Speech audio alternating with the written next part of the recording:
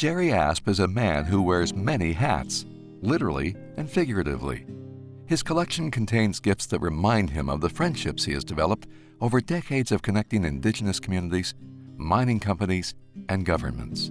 I think that what Jerry has done for the industry and for Indigenous people is he led by example. He was a real trailblazer. He showed that they and us, we can actually work in this industry in a meaningful way, contribute in a meaningful way, and build those bridges between the two different cultures.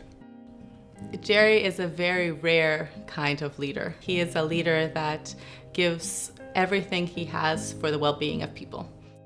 His mission in life is to help and to serve and to bring well-being to his nation and to all Indigenous people.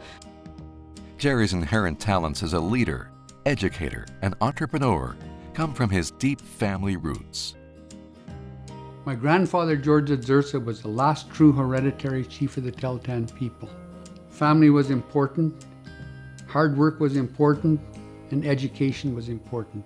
My grandfather Asp was also from Sweden.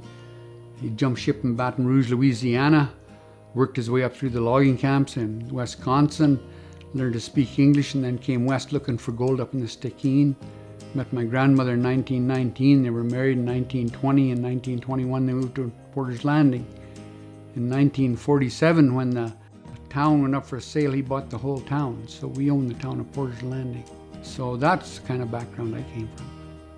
Born in 1948, Jerry grew up in the North, a member of the Tahltan Nation, and would go on to become chief of the Tahltan Band. But his career started in mining.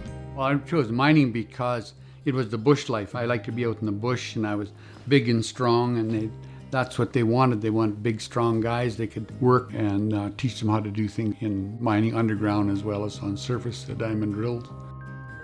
Jerry went from dishwasher in the kitchen to working on diamond drills and underground. After 7 years with the Tantalus Butte coal mine, Jerry changed directions, going back to school to study contracting and project management. In 1985, Jerry suggested the community take on building their own houses at Telegraph Creek. As a result, the Tahltan Nation Development Corporation was born. By 1988, they started their first project for the mining industry at the Golden Bear Mine.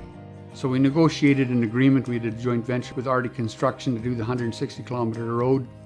And within 3 weeks, I bought $3 million worth of equipment, and heavy equipment operation was underway. The Tahltan Nation Development Corporation is still going strong and has expanded, supporting many areas of mine operations, from camp catering to IT services. Jerry is dedicated to his community and is credited with leading his nation out of poverty to full employment.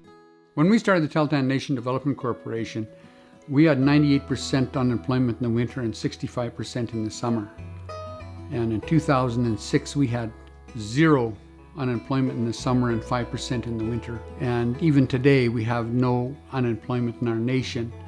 Jerry also wants the young people of the Tahltan Nation exposed to all possible educational opportunities. They have embraced that challenge. Last year, in fact, we graduated 48 people from accredited schools, either grade 12 universities or accredited training programs. So we're probably among the national average now for grade 12 graduates. When we started, we were lucky to have 1 or 2 in the whole nation. He is now happy to pass the torch. He let go of his power in order to allow the next generation to be able to learn and to grow and to thrive from those successes and to make their own successes. Jerry also helped create the award-winning Aboriginal Toolkit, which helps Indigenous communities understand the mining industry. He's introduced mining in a way that provides real information to the First Nation communities and the Indigenous communities across the country of what mining means and how they can become part of projects and what they ask for when industry is in their territory. Jerry was key in negotiating the first impact benefit agreement in British Columbia and established a number of organizations to help educate and connect people. Based in Whitehorse and now in his 70s, Jerry is still traveling the world with his latest venture, the Global Indigenous Development Trust. We go down to places like Peru, Belize, Colombia. We'll be down in Ecuador, and we're working in Canada on some of the places, helping to get the local indigenous populations to understand mining. He's an incredible visionary. He can see and hold a vision for who we are and where we need to go. He understands how to bring people together in a way that I haven't seen anyone else be able to do before. Just the most decent person you'll ever meet. Literally everything he does is for the betterment of people. Period, full stop.